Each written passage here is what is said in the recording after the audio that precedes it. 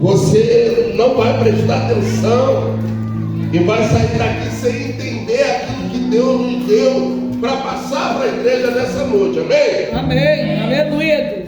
Como é de costume nosso, eu leio o ímpar, os irmãos leem o aleluia. Perdoe que minha voz está estou meio rouco, mas nós vamos ministrar assim mesmo, amém? Amém. Lucas 10, versículo 25 diz assim: e eis que se levantou um certo doutor da lei, e tendo-o, dizendo: mestre, que farei para herdar a vida eterna? Ele disse que está escrito na lei, como leis. Repete esse versículo para mim. E ele lhe disse que está escrito na lei, como leis. E respondendo ele disse: amarás o Senhor, o teu Deus, de todo o teu coração, e de toda a tua alma, e de todas as tuas forças, e de todo o teu entendimento, e ao teu próximo como a ti mesmo. Versículo 28. E diz: respondeste bem, fazer isto e viverás. Aleluia. E ele, porém, querendo justificar-se a si mesmo, disse Jesus: e quem é o meu próximo? E respondendo Jesus disse: descia um homem de Jerusalém para Jericó, e caiu nas mãos dos sacerdotes, os quais despojaram, espantaram, retirando ele morto. Aleluia. E ocasionalmente descia pelo mesmo caminho um certo sacerdote, e vendo-o passou de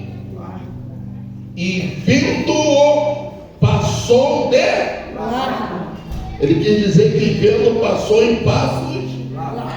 E vamos lá, aleluia, versículo 32. Igual homem também levita, chegando àquele lugar e vendo, passou por lá. Mas um samaritano que ia de viagem chegou ao pé dele, e vendo-o, moveu-se de íntima compaixão. E aproximando-se, atalhou-lhe as feridas, aplicando-lhe azeite e vinho, e pondo sobre a sua cavalgadura, levou-o para uma estalagem e cuidou dele. Aleluia. E partindo ao outro dia, tirou 2 dinheiros ordinários e deu aos hospedeiros e disse: cuida dele, e tudo o que demais gastares, eu te pagarei quando voltar. Pode ler o 36 para mim, que nós vamos até o 37. Qual, pois, destes 3 passares que foi o próximo daquele que caiu? Vamos ler o 37 juntos? 1, 2, 3. E ele disse: o que sou de misericórdia para com ele. Disse-lhe, pois, Jesus: vai e faz da mesma maneira. Pode sentar em nome de Jesus? Aleluia, Deus. Glória a Deus. Irmãos queridos, peço um minuto da tua atenção com você, breve. Aleluia. Ali tinha um doutor da lei. A Bíblia não diz que ele era um aluno, a Bíblia não diz que ele era um estudante, mas fala que ele era um doutor da lei. E se ele era um doutor da lei, ele era conhecedor das Escrituras. Ele era um conhecedor daquilo que era ensinado. Mas quando ele chama Jesus de bom mestre ou de mestre em algumas interpretações, ele estava querendo pegar Jesus em pernas curtas. Ele não estava ali chamando Jesus de mestre porque ele achava que Jesus era o mestre. Ele não estava ali chamando Jesus de mestre porque ele via em Jesus como mestre. Ele, sendo um doutor da lei, um cara estudado, naturalmente ele falou assim: é agora que eu pego esse charlatão, é agora que eu pego esse homem. E ele começou a fazer pergunta ao Senhor Jesus. Mas o nosso Jesus, ele como nunca deixa nada passar batido e nem fica devendo nada a ninguém. Ei, aprenda uma coisa: o Senhor não fica devendo nada a ninguém. E quando aquele homem começa: ô mestre, como é que eu faço para herdar a vida eterna? Agora eu pego ele. Agora eu pego ele. E o que ele fala? Vem cá, você não conhece a lei? Você não sabe o que está escrito na lei? Faça. Era simplesmente ele falar e fazer aquilo que ele estudava, aquilo que ele tinha, que ele lia, aquilo qual ele era chamado de doutor. E ele simplesmente queria pegar Jesus, aleluia, e Jesus respondeu uma pergunta com outra pergunta. Geralmente a gente fala assim: não se faz uma pergunta e responde ela com outra pergunta. Mas o Senhor, muito sabiamente, ele respondeu uma pergunta com outra pergunta. E ele disse: o que está escrito na lei? Como leis? Ou ele praticamente falou: como é que você vê a lei? Como é que você lê o que está escrito? Como é que você interpreta o que está escrito? Ei, você não é um doutor? Você não é um entendido? Como que você interpreta a lei? Como que você vê a lei? Porque, irmãos, é muito fácil você chegar aqui, ler um versículo e não ver o contexto, o texto e o contexto do versículo. E disso, a Bíblia sempre fala que texto e contexto, sempre texto, é heresia. E aquele homem queria pegar o Senhor de alguma maneira, mas o bom mestre, sabiamente, pegou aquele homem de calça curta, porque ele começou a falar em parábolas para aquele homem. O Senhor usava a parábola quando queria explicar algo para o povo. Mas o interessante é que ele usou uma parábola por algo, um fato que tinha ocorrido com aquele homem. Essa narrativa, quando a gente começa a ver essa narrativa, a gente só lê o texto, mas a gente nunca vê o contexto do homem que o Senhor estava se referindo naquilo que ele estava falando. Quando ele fala a parábola, ele estava falando daquele homem, daquele doutor da lei. E o Senhor começa a falar. Presta bem atenção, meus irmãos. Eu quero que você medita, e nós vamos meditar em cada versículo. Aleluia. E respondendo Jesus, amarás o Senhor teu Deus e tal. Isso tudo ele falou, ele conhecia. Ele diz, respondeste bem, fazer isso viverá. E ele, porém, querendo justificar-se a ele mesmo, disse, Jesus, e quem é o meu próximo? Mas sendo que alguém já tinha no passado agido de misericórdia com ele.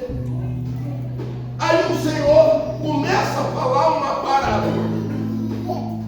Veja bem a parábola que o Senhor falou. E respondendo Jesus disse, descia um homem de Jericó. Descia um homem de Jerusalém para Jericó. E caiu nas mãos dos salteadores, dos ladrões, os quais despojaram-se e espancaram ele, e se retiraram e deixaram meio. O que a gente não sabe, a Jerusalém ela ficava no alto. A Jerusalém ficava numa situação mais alta, se eu não me engano é 400 metros ao nível do mar. E Jericó ficava embaixo. Jericó era uma cidade amaldiçoada por Josué. Era uma cidade de Raabe, era uma cidade de prostituição. Era uma cidade que quando os homens de Jerusalém queriam descer, eles saíam pelos cantinhos e iam visitar aquelas concubinas, aquelas mulheres de vida fácil. Mas o Senhor tinha um propósito na vida daquele homem. E tanto que quando ele desce de Jerusalém, não sou eu que estou falando, não. Quando a gente começa a ver a história de Jerusalém e a história de Jericó, e começa a ver a maldição que Josué jogou sobre Jericó, que ninguém mais edificaria aquela cidade. E todos aqueles que tentassem edificar morreriam ele e o primogênito dele. Então, Jericó era uma cidade amaldiçoada. Então os homens, quando desciam Jericó, naturalmente eles estavam voltando o mundo. Porque Jerusalém ficava no alto. Jerusalém era uma cidade tão abençoada por Deus, que a Bíblia diz que até hoje Jerusalém fica nos altos montes. E Jericó embaixo, amaldiçoada, cidade de Raabe. E eles tinham assim, pastor, você está falando besteira? Ajuda-me a pregar nessa noite. E alguém abra a Bíblia em Josué 6, versículo 26, que fala sobre a maldição que Josué lançou sobre Jericó. Aleluia! Então Jericó já era amaldiçoado. E se Deus tem um propósito na vida do homem, para que ele vai sair de Jerusalém e ir para Jericó? Mas interessante, Alguém pode ler para mim? Josué 6, versículo 26. Me ajuda a pegar esse nome.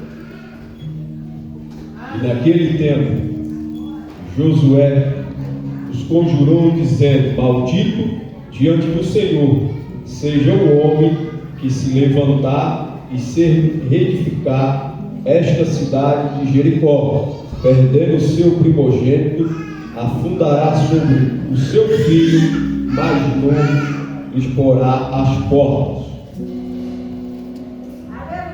Não sou eu que estou falando. Existia ou não existia uma maldição sobre Jericó? E ninguém poderia edificar aquela cidade novamente. A Jericó virou uma cidade de prostituição. Mas no meio do caminho eles encontram quem? Indo para Jericó. Um sacerdote. Um levita. E mas o que ele encontra lá? Esse homem que foi ele. Os ladrões pegaram ele, ó, deram uma surra, tomaram tudo que era dele. Sabe o que eu aprendo com isso, meu irmão? Quando o Senhor tem um propósito na vida do homem, não tem jeito. Se Ele tiver de fazer você passar por algo para que você não chegue em Jericó, Ele vai fazer. Aleluia. E a Bíblia diz que passou o período, Josué morre. Aí vem o período de juízes, depois o período dos reis. E no 8º rei, teve um homem que tentou edificar novamente Jericó. Josué já morreu. E a Bíblia diz que foram 500 anos da morte de Josué até esse homem, se eu não me engano, o nome dele era Iel.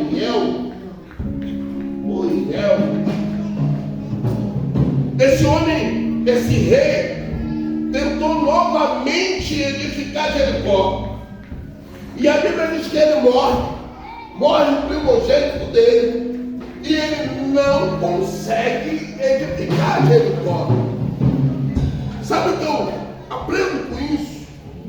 Uma palavra que o profeta trouxe há 500 anos lá atrás. Ela valeu para 500 anos na frente. Glória a Deus, aleluia. Passou o período de juízes, passou o período de reis, e no 8º rei de Israel, tentando edificar Jericó novamente, porque era uma cidade lucrativa, era uma cidade de prostituição. Ele morre, e morre o primogênito dele. Mas pastor, onde está escrito? Primeiro livro de Reis 16, versículo 34. Acompanhe aí, irmão. Porque para a gente entender a história, nós temos que voltar lá atrás. Para a gente entender o que o homem, aleluia, quis passar para Jesus e Jesus quis passar para ele, nós temos que ir lá atrás. Primeiro livro de Reis 16, versículo 34. Alguém pode ler?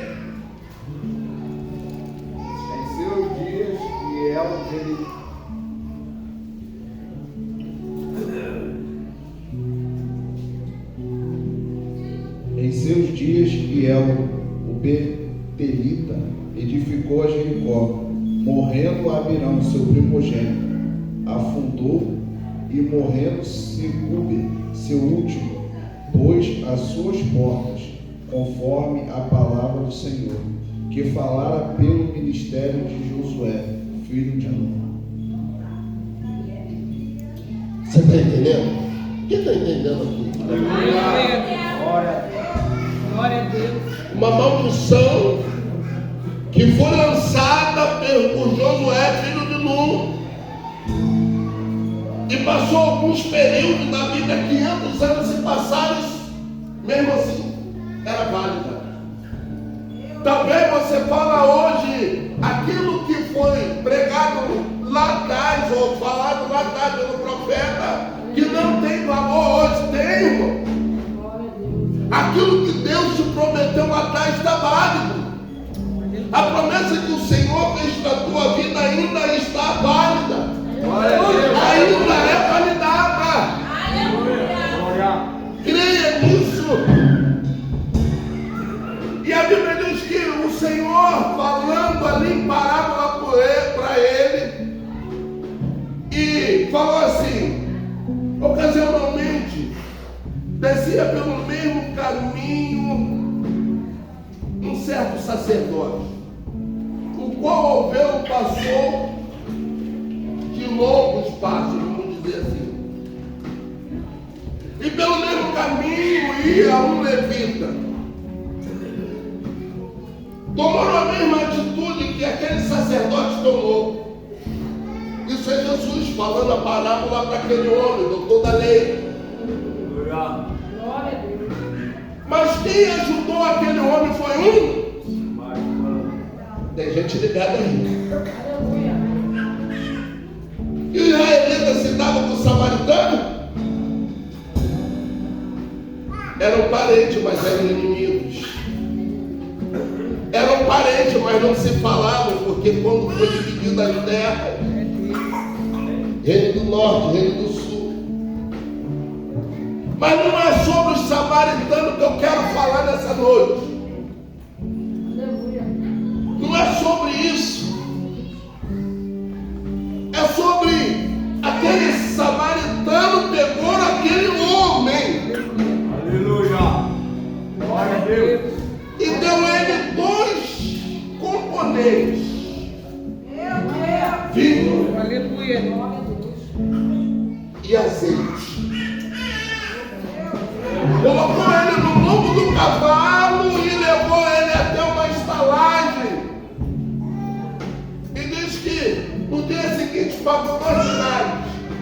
A Bíblia diz que 1 dinário é como fosse um salário. Então ele pagou 2 salários para aquelas pessoas cuidar daquele homem, um samaritano. E samaritano não pisava o pé em Jerusalém. E o pessoal que era de Jerusalém não pisava o pé em Samaria. Eram praticamente inimigos um do outro. Mas foi um samaritano que cuidou daquele homem. Glória a Deus.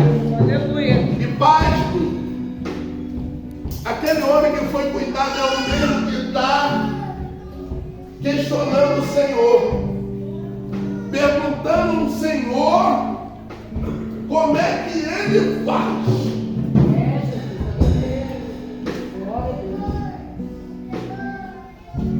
Aquele samaritano pega vinho e azeite. Quantos componentes ele pegou? E quais eram? Vinho e azeite.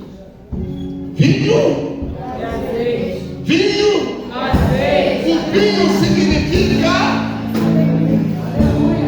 E o azeite é a? Fala aí, irmão. Meu Deus. O homem que estava quase morto, um samaritano pega da vida. Alegria. Aleluia. E unge ele com azeite. E bota ele numa estalagem. E paga para cuidar dele. Glória. Glória a Deus. Sabe o que Deus fala comigo nessa noite com você? A sua ajuda vai vir da onde você não espera. Aleluia. A sua ajuda vai vir de quem você não espera. De quem você não dá nada para ele. De quem talvez você olha para ele e vê ele como inimigo. É da onde que vai vir a sua ajuda. Aquele homem podia fazer igual o sacerdote fez, igual o levita fez, mas ele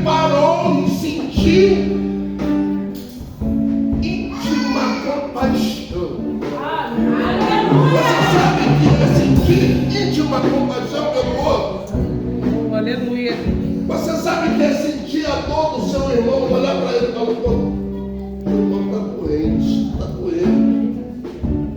Você sentir a dor do teu irmão. Mas o pessoal de Jerusalém não se mistura com o samaritano. Não se mistura. Mas quem era esse homem que Jesus estava relatando? Era o meio doutor da lei. Quando você começa a meditar na riqueza do Deus, Jesus estava usando a fala dele contra ele mesmo. Jesus estava mostrando o erro dele contra ele mesmo. Faça. Você não conhece a lei? Faça isso, você vai fazer. Sabe o que acontece, irmão? Hoje a gente conhece a lei, conhece a palavra, mas a gente não quer fazer o que diz a palavra. Se eu vir para a escola dominical, eu vou começar a estudar que por muitas coisas eu estou fazendo errado. Se eu começar a meditar na palavra, eu vou ver os erros não do meu irmão, mas sim os meus erros. Você sabe por que as pessoas não vêm no estudo bíblico, não vêm na escola dominical? Se falar sobre dízimo, um monte empurra a cara, até olha para o lado. É porque se começar a ler isso aqui, irmãos, você não precisa de nenhum pastor para te questionar, não, e nem para te apontar dedo nos teus erros. Porque a Bíblia ela é uma bússola e nos ensina tudo que a gente precisa. Quer aprender sobre finanças? Leia a Bíblia. Quer aprender sobre unção? Leia a Bíblia. Quer aprender sobre amor? Leia a Bíblia. Quer aprender sobre misericórdia? Leia a Bíblia. Quer aprender alguma coisa? Leia a Bíblia. Ah, mas eu não sei ler. O problema, irmão, hoje em dia tem a Bíblia falada aí, né? Em áudio. Tem aquele cara com vozeirão danado, qual era o nome dele da Globo? Cid Moreira. Aquele vozeirão falando sobre versículos da Bíblia. Não é mais desculpa. Não é, irmão. Aí fala, pastor, eu estou todo enrolado. Tem um diabo no meu cartão. Ele acaba com minha finança toda, pastor. Aí a Bíblia fala assim, vai ter uma formiga. O que a formiga faz, irmãos? Trabalha e armazena, para que no dia da dificuldade, da chuva, que ela não pode sair do buraco, ela tem alimento. Aleluia! Por que a Bíblia fala, vai ter uma formiga? Glória a Deus! Mas se eu ganho 1.000, eu gasto 10.000, se eu ganho 20.000, eu gasto 30.000. Ei, não é só você não, é defeito de todos nós. Porque nós não aprendemos isso na escola. A escola não ensina sobre finanças. A escola só te ensina a você tem que ter um emprego, você tem que trabalhar, ter carteira assinada, ter isso, aquilo. Mas nunca fala para você tem que ser um empresário. Você tem que ser próspero. Você tem que ter uma visão de águia e olhar lá na frente. Você tem que ter uma prosperidade dentro daquilo que você faz. Porque ser próspero, irmão, não é estar cheio de dinheiro, sabe? Esbanjando dinheiro. Ser próspero é você não ser azarento nem miserável. É você ter vontade de fazer algo e você fazer. Eu tenho vontade de ir ali comprar uma carne, eu vou comprar comer carne, eu vou comer um peixe. Ah, não quero comer um peixe, eu vou comer um zoião. Eu gosto, pode um zoião, pode um ovinho frito, arroz, pode um. Você prosperar isso. Você ver um irmão precisando, você ter para chegar junto dele, meu irmão. Eu já passei por isso. Lá em casa também já faltou. Eu também já precisei de cesta básica. Minha mulher está aí, ó. Pergunta a ela. Quantas vezes meus filhos também estão, quantas vezes foram isso? Não é vergonha não, irmão. Aí você vê um irmão precisando, aí tua conta está cheia de dinheiro, aí você vai, esse aqui não, esse aqui eu não vou dividir com ninguém não, esse aqui eu não vou dar para ninguém não, é azarento. Aquele que pode ajudar e não ajuda, aquele que pode ajudar e não ajuda. Então, irmão, tem várias pessoas pecando porque vê a necessidade do outro e não faz. Você, às vezes, orar, irmão. O irmão está sem nada em casa. Não tem nem um café para tomar. Irmão, eu vim aqui orar por você. Aí você sai de lá, o irmão continua com a barriga roncando. Irmão, isso é ser uma pessoa próspera? A Bíblia nos ensina que aquele que pode nos ajudar, ele pega, irmão.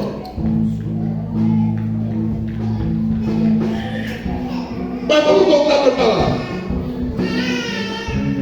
Aleluia. Eu fiz essa informação toda para dizer para você. Aleluia. Que a intervenção de Deus na vida daquele homem foi para que ele não fosse para Jericó. Por que ele levou um couro ali e tomaram tudo que é dele? Porque ele estava indo para Jericó, uma cidade amaldiçoada. É tipo, nós estamos em Jerusalém, na cidade no alto, ou nós estamos na igreja e queremos voltar para o mundo. Ah, eu vou ali, né? Não tem ninguém vendo, né? Eu vou por esse caminho aqui que ninguém vai ver. Eu dar uma passadinha lá em Jericó. Vou ver as primas de Raabe. Irmão. Eu vou dar uma passadinha em Jericó. O pastor não vai ver. Ah, o ministério não vai ver lá em Jericó. Vou lá, irmão. Mas quando Deus tem propósito na vida do homem, Ele intervém para que o homem não chegue a pecar em Jericó. Só que é mais incrível. Ele recebeu vinho, alegria e recebeu o azeite da unção e esqueceu tudo que tinham feito por ele. Ele estava tentando pegar o mestre numa calça curta, achando que o mestre era um charlatão. Mas como o nosso Deus tudo vê, tudo sabe, tudo conhece, Ele conhece o presente, o passado e o futuro. Ele começou a usar em parábola para falar com aquele homem de algo que ele tinha vivido. Algo que alguém agiu de misericórdia na vida dele. Que um samaritano pegou, levou ele para a estalagem, pagou 2 salários para cuidar dele. Mas primeiro deu vinho e depois deu azeite. Tem gente ligada aí. Sabe que eu estou fazendo essa enrolação toda? Estou fazendo esse drama todo para falar o que Deus mandou te falar nessa noite. Que nunca vai faltar o vinho, a alegria de Deus na tua vida. Que nunca falte a unção do Senhor na tua vida.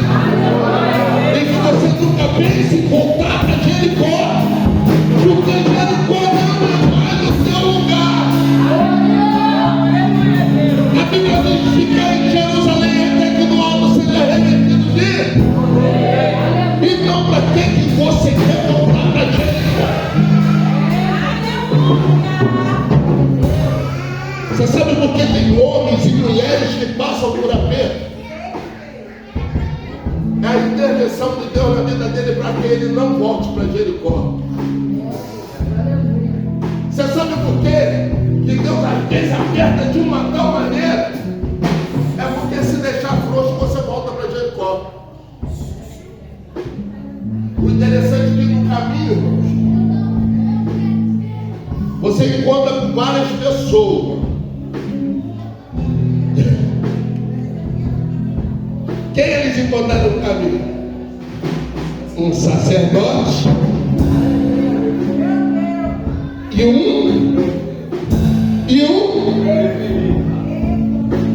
um deles estavam também. Presta atenção que a Bíblia fala, eles estavam descendo e viu aquele homem naquela situação e não ajudou. Você sabe por quê? Porque eles estavam descendo com erro e não quis ajudar aquele homem. E Deus interviu, irmãos, naquele homem levar aquela coça para que ele não entrasse em pecado. Eu quero te falar nessa noite, sabe por que Deus está te apertando? É porque Ele te ama. É porque Ele não quer que você se perca. É porque Ele nunca quer deixar faltar o vinho, que significa a alegria da tua vida. E o azeite significa a unção de Deus na tua vida. Glória a Deus. Ei, não volte para Jericó. Está doendo, está apertado, está salgado, como diz o meu mundo aí. A irmã Milena geralmente usa muito essa frase. Irmão, está salgado. Mas fique em Jerusalém. Porque se você ir para Jericó, a Jericó é uma cidade amaldiçoada. Pastor, eu não estou entendendo. Deus não vai fazer esse rodeio todo para te falar assim, ó. Não volte para o mundo. Não volte. E não pense em querer pecar de novo. Porque no meio do caminho eu posso até intervir para que você não chegue lá. Mas a intercessão, o intervir do Senhor sempre é dolorido. Porque a Bíblia diz que aquele homem estava meio morto. E numa hora dessa o palhaço pode te abraçar. Que nunca falte azeite. Fala para o Senhor, que nunca falte azeite. Dá unção na tua vida. Que não falte o vinho da alegria. Aleluia. Não desça para Jericó. Não pense em Jericó. Aleluia. Nós somos de Jerusalém, uma cidade alta a 400.000 pés do nível do mar. Eu quero chamar aqui na frente aquelas pessoas que não têm mais força para caminhar, que todos os dias pensam em parar ou voltar para Jericó, que é uma luta constante, irmão, da carne contra o espírito. Ah, pastor, eu não penso em parar. Pensa todo mundo. Quem nunca pensou em parar aqui? Todos nós pensamos. E a primeira coisa que vem na nossa mente é do jeito que a gente vivia no mundo. Rapaz, eu entrei na igreja, eu estou duro como um coco. Eu nunca vi, rapaz. Naquela época, não é assim que pensa. Naquela época eu tinha dinheiro para dar e vender, eu fazia, acontecia. Mas agora que eu entrei na igreja, irmão, com uma dureza, eu estou igual fogo baiano. Estou mais duro do que o fogo baiano. Quem nunca falou isso? Mas sabe por que o Senhor está intervindo? A intervenção do Senhor. Se o Senhor não intervir agora, você vai direto para Jericó. Porque a carne fala, grita. Mas enquanto o Senhor está te segurando, está intervindo, não vai faltar o azeite nem o vinho da unção da tua vida. O azeite da alegria, o vinho da alegria, o azeite da unção. Eu quero chamar aquela primeira pessoa. Aleluia. Que não tem mais força para caminhar, que está com dificuldades. Que nós vamos orar por você e vamos interceder pela tua vida. Porque, irmão, não é fácil. Ser cristão não é fácil. Aleluia. Principalmente quando tem um chamado. Quando você não tem aquele chamado de estar na linha de frente de batalha, normal. Mas quando você tem um chamado para cantar, chamado para louvar, chamado ministerial, é aí que as lutas aparecem. Eu quero chamar a primeira pessoa dessa noite, em nome de Jesus. Amém? Pode levantar e vir aqui na frente. Não é vergonha não, irmão. Glória a Deus, aleluia. Falar que sente dificuldade é sempre difícil, né? Sempre difícil. Eu vou mudar a história. Tem alguém para Jesus nessa noite?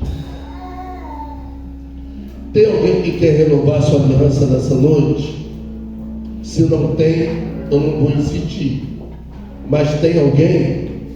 Porque o Senhor falou que tinha uma pessoa nessa noite para mim.